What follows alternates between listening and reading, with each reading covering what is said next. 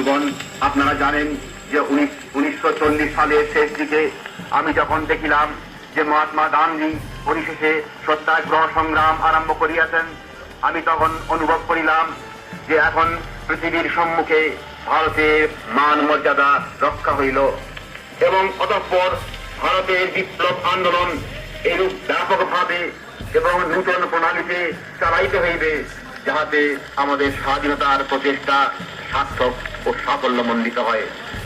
এই উদ্দেশ্য সিদ্ধির জন্য 3টি বস্তুর একান্ত প্রয়োজন আমি অনুভব করি।